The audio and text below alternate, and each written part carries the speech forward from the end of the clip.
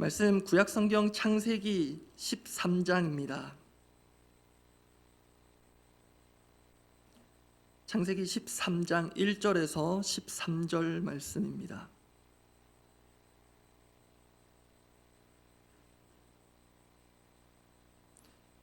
창세기 13장 1절에서 13절입니다.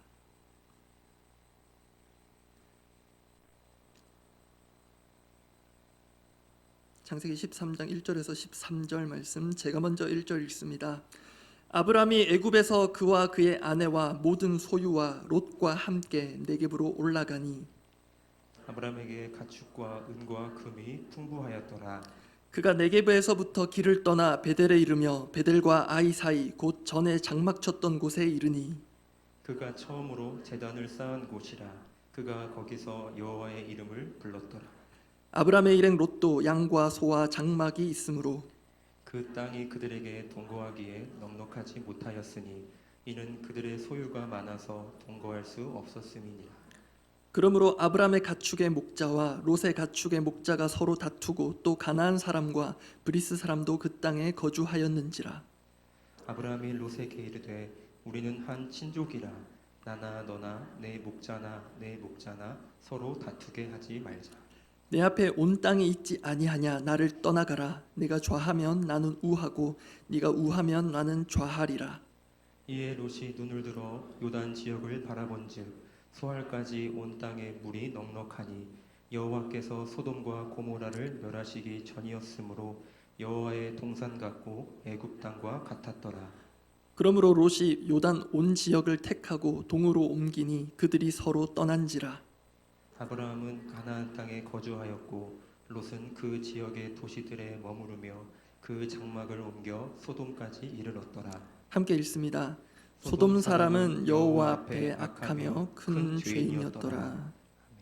아멘. 먼저 감사의 말씀을 드리고자 합니다.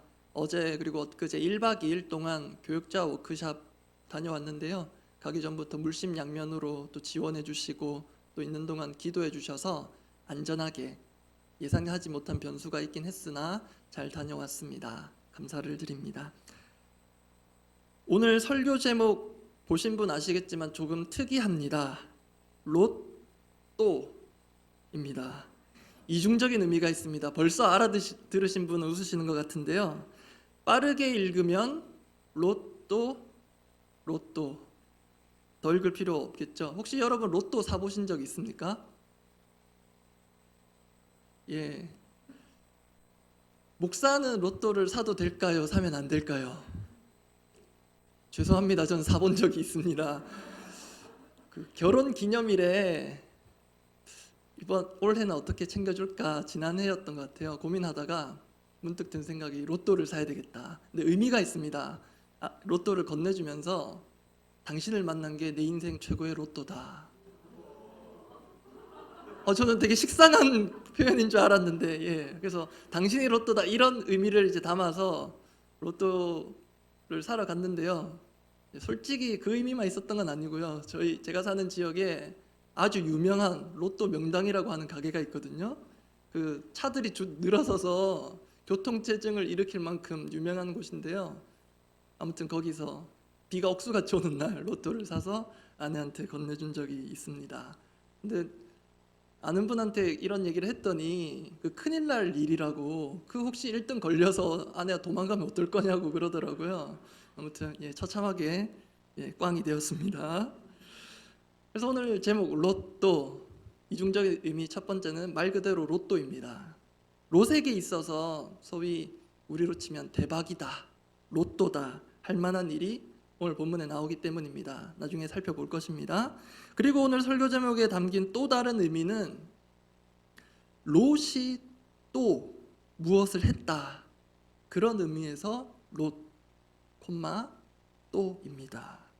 중요한 것은요, 롯이 그렇게 반복해서 한 일이 썩 바람직하지 않아 보인다는 것입니다.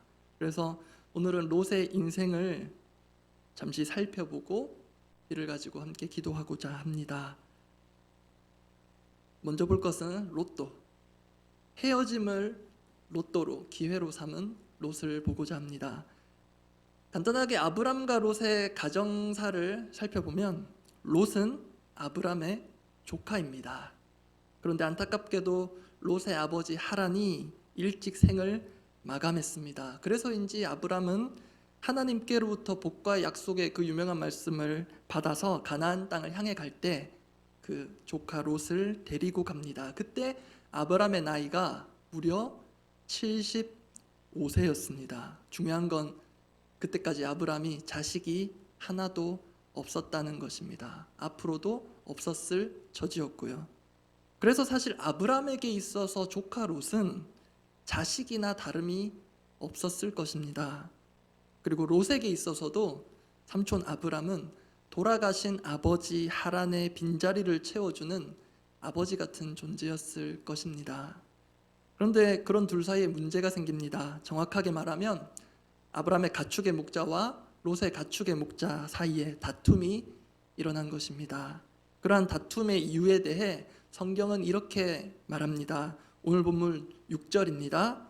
그 땅이 그들이 동거하기에 넉넉하지 못하였으니 이는 그들의 소유가 많아서 동거할 수 없었음이니라.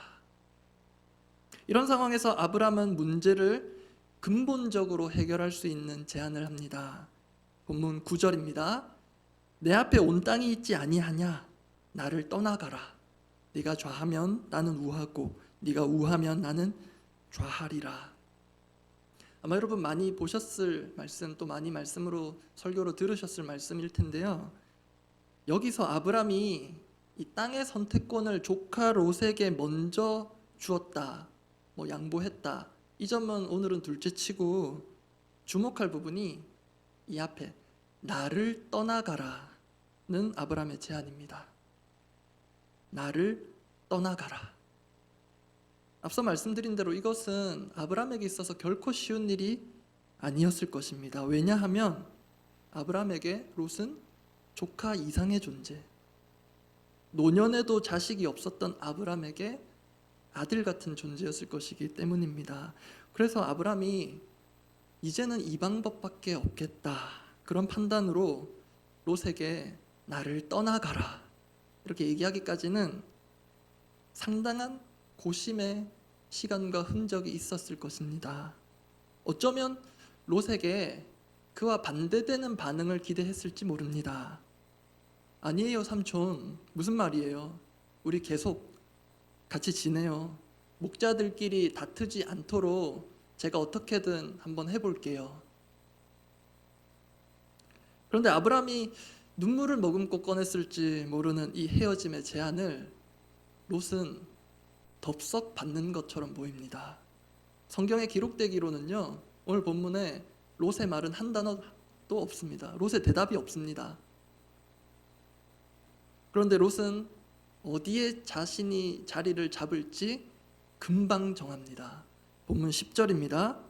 이에 롯이 눈을 들어 요단 지역을 바라본즉 소알까지 온 땅에 물이 넉넉하니 여호와께서 소돔과 고모라를 멸하시기 전이었으므로 여호와의 동산 같고 애굽 땅과 같았더라. 11절까지 제가 읽겠습니다. 그러므로 롯이 요단 온 지역을 택하고 동으로 옮기니 그들이 서로 떠난지라. 롯은 마치 이전부터 이런 생각을 해왔던 것처럼 보입니다. 나도 삼촌 못지않게 세력이 커졌는데 이제는 슬슬 독립해야 될 때가 되지 않았나? 그러면 어디에 자리를 잡는 게 좋을까? 그렇게 주위를 평소부터 물색하고 있었던 것 같습니다. 아니면 이렇게 즉흥적으로 중요한 결정을 한마디도 하지 않고 바로 내리기는 어려워 보입니다. 결국 그가 선택한 지역은 우리로 치면 금싸라기 땅, 초역세권, 모두가 살고 싶어 하나 아무나 살 수 없는 그런 곳이었습니다. 이렇듯 롯은 아브람과의 슬픈 헤어짐의 제안을 기회로 삼아서 소위 로또다라고 할 만한 살기 좋은 지역을 선점합니다. 그런데 성경에 이러한 롯의 선택에 대해 그 중간에 의미심장한 표현을 덧붙입니다. 좀 전에 읽었던 10절 말씀을 다 같이 다시 한번 읽어보겠습니다. 이에 롯이 눈을 들어 요단 지역을 바라본즉 소알까지 온 땅의 물이 넉넉하니 여호와께서 소돔과 고모라를 멸하시기 전이었으므로 여호와의 동산 같고 애굽 땅과 같았더라. 의미심장한 표현을 덧붙였다고 하는 부분은 중간쯤에 있습니다. 여호와께서 소돔과 고모라를 멸하시기 전이었으므로, 이 부분을 괄호해서 빼고 읽으면 하나도 문제될 게 없어 보입니다. 이에 롯이 눈을 들어 요단 지역을 바라본즉 소알까지 온 땅에 물이 넉넉하니 여호와의 동산 같고 애굽 땅과 같았더라. 정말 그랬구나 할 수 있습니다. 그런데 창세기 기자는, 모세는 성령의 감동을 받아 이 부분을 덧붙이고 있습니다. 여호와께서 소돔과 고모라를 멸하시기 전이었으므로, 즉 롯이 선점한 지역은 롯이 보기에는, 그리고 우리가 그 당시에 있었더라도 사람이 보기에는 너무나도 살기 좋고 살고 싶은 곳인데 하나님 보실 때는 그렇지 않다는 것입니다. 오히려 사람이 살기 힘든, 살 수 없는, 롯이 가면 안 되는 곳이었다 말씀합니다. 왜냐하면 그 땅은 멸망을 향해 가고 있었기 때문입니다. 오늘 보면 13절 끝절입니다. 소돔 사람은 여호와 앞에 악하며 큰 죄인이었더라.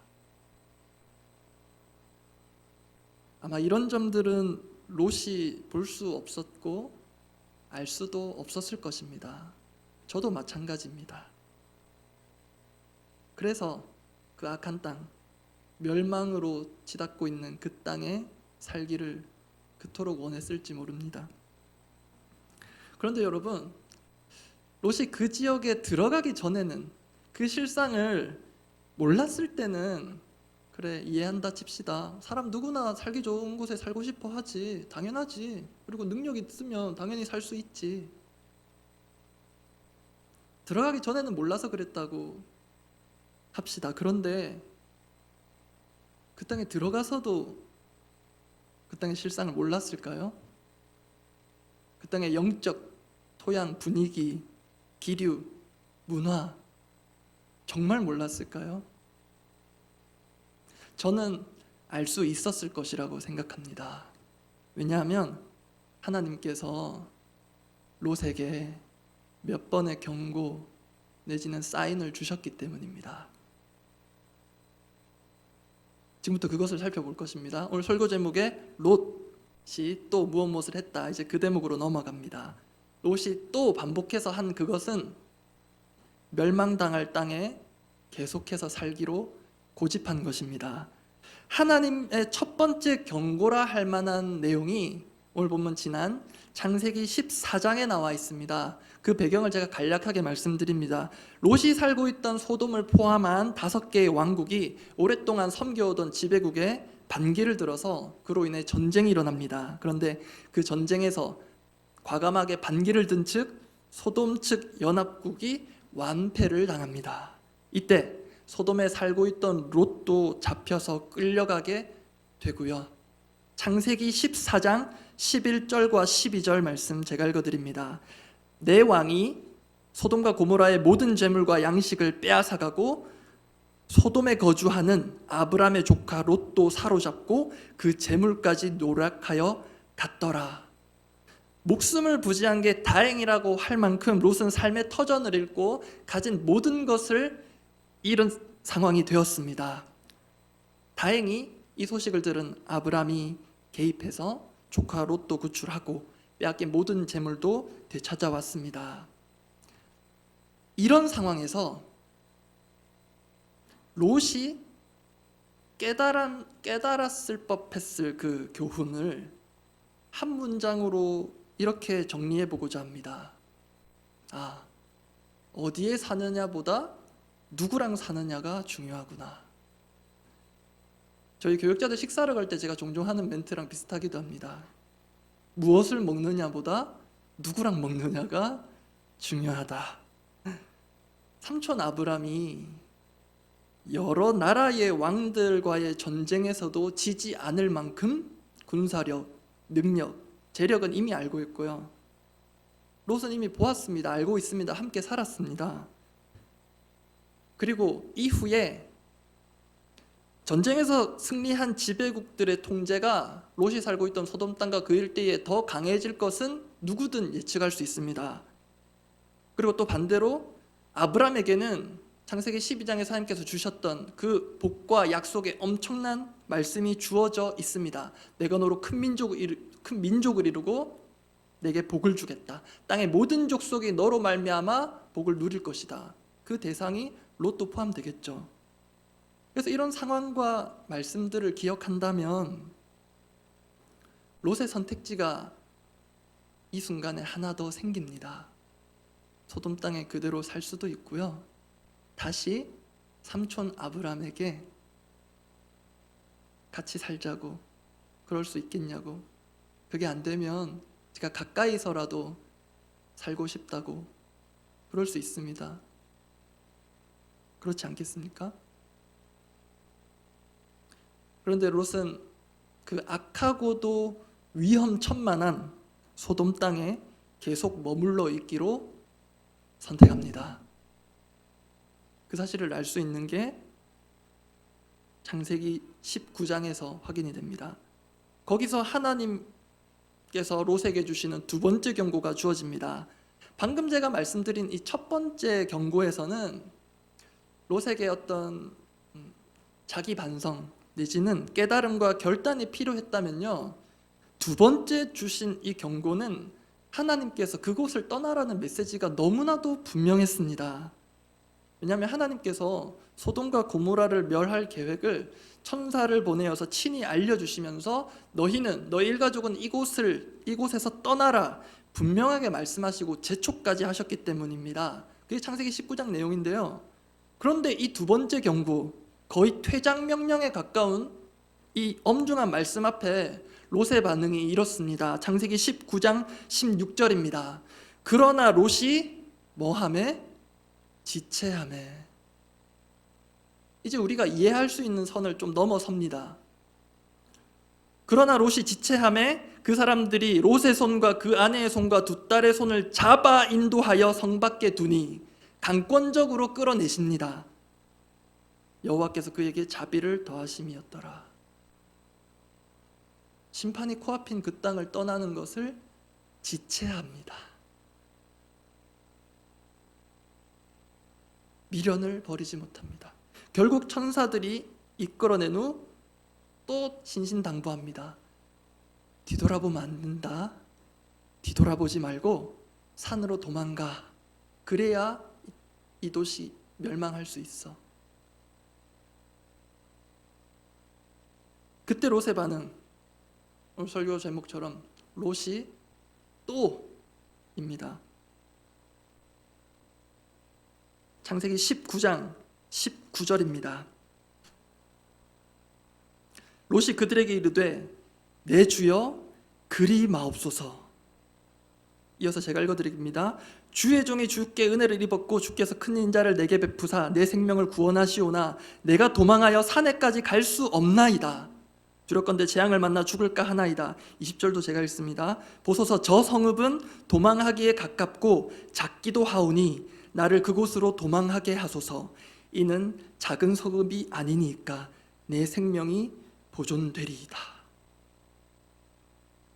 이러한 롯의 고집은 하나님의 천사도 이길 수가 없었습니다.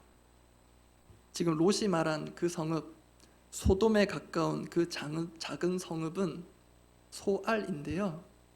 오늘 본문 롯이 아브람을 떠나서 처음으로 정착한 지역이었습니다. 근데 거기서 머무르지 않고 점점 옮겨서 소돔 땅으로 갔더라. 그게 오늘 본문이 우리에게 알려주는 롯의 이동 경로입니다. 그렇게 하나님의 불심판이 역사상 전무후무한 그런 심판이 임박한 상황에서도 하나님께서 분명하게 떠나라, 떠나야 한다, 서둘러라 하심에도 롯은 그곳을 떠나고 싶지 않다는 고집스러운 태도를 보입니다. 여러분, 이러한 롯의 어리석은 고집을 어떻게 이해할 수 있을까요? 저는 요한일서 말씀에서 중요한 한 실마리를 찾아보았습니다. 요한일서 2장 15절 16절 말씀입니다. 15절 제가 읽습니다. 이 세상이나 세상에 있는 것들을 사랑하지 말라. 누구든지 세상을 사랑하면 아버지의 사랑이 그 안에 있지 아니하니. 16절은 함께 읽어보겠습니다.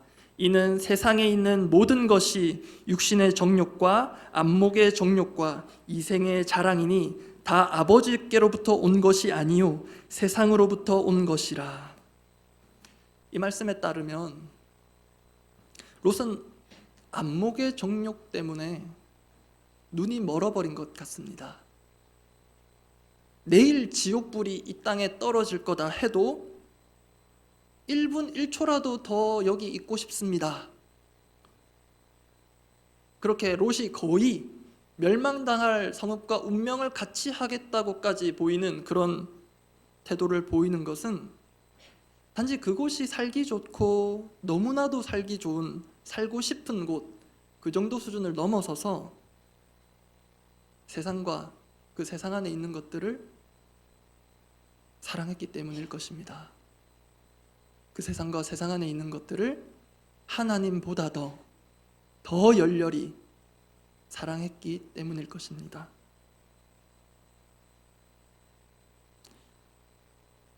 지금까지 롯을 중심으로 살펴본 내용을 정리합니다. 롯은 삼촌 아브람의 제안을 기회 삼아 살기 좋은 땅을 선점했습니다. 그러나 롯이 들어간 그 땅은 하나님 앞에 악하여 결국 멸망할 땅이었습니다. 거기서 롯은 전쟁의 포로로 끌려가기도 했고 분명 그러한 과정에서 그 땅의 악함과 위험성을 모르지 않았을 텐데 거기서 떠날 생각은 하지 못합니다. 결국 멸망의 때가 와서 롯을 구하고자 온 천사들 앞에서도 롯은 그 땅을 떠나기 지체하는 모습을 보입니다.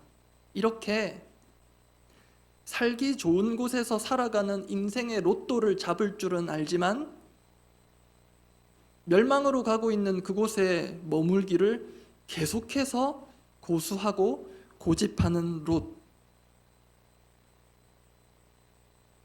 그래서 롯도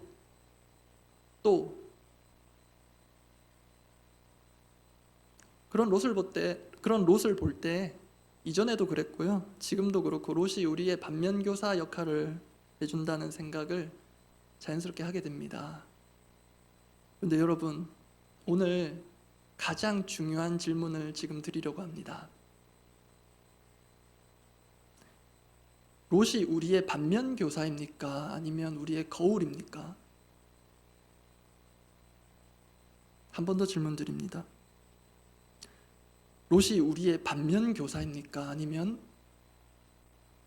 우리의 모습을 보여주는 거울입니까?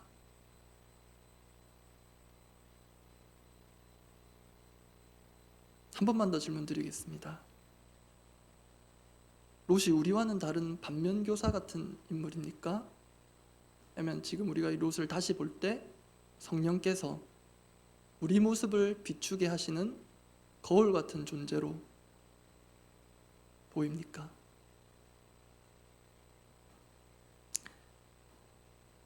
내가 살고 싶은 곳, 또 내가 살면서 하고 싶은 것, 내가 중심이 돼서 계획하고 생각하고 원하는 그 모든 것들에 대한 집착으로 우리의 몸과 영혼의 눈이 어둡고 귀까지 어두워져서 하나님은 동영아 거기 아니야, 여기 있어라, 거기 가면 안 돼, 동영아 그거 아니야, 그 정도 했으면 됐어, 그만해 하시는데도 영적인 분별이 전혀 되고 있지 않고 그것을 제어할 제동장치가 고장나 있다면 롯은 저 배동령의 거울임을 인정해야 하겠습니다. 롯이 반면교사라면 우리에게 교훈이 필요하겠지만 롯이 우리의 거울이라면 이 밤 우리에게 필요한 것은 회개입니다. 말씀 맺습니다. 요한일서 말씀으로 오늘 말씀을 맺고자 합니다. 아까 읽었던 그 말씀에 이어지는 요한일서 2장 17절 말씀입니다. 함께 읽겠습니다. 이 세상도 그 정욕도 지나가되 오직 하나님의 뜻을 행하는 자는 영원히 거하느니라. 아멘. 우리 눈과 마음에 좋아 보이는 그 모든 것들보다 하나님의 뜻이, 그리고 그 뜻을 행하는 삶에 가장 큰 매력을 느끼는 우리 모두가 되기를 바랍니다.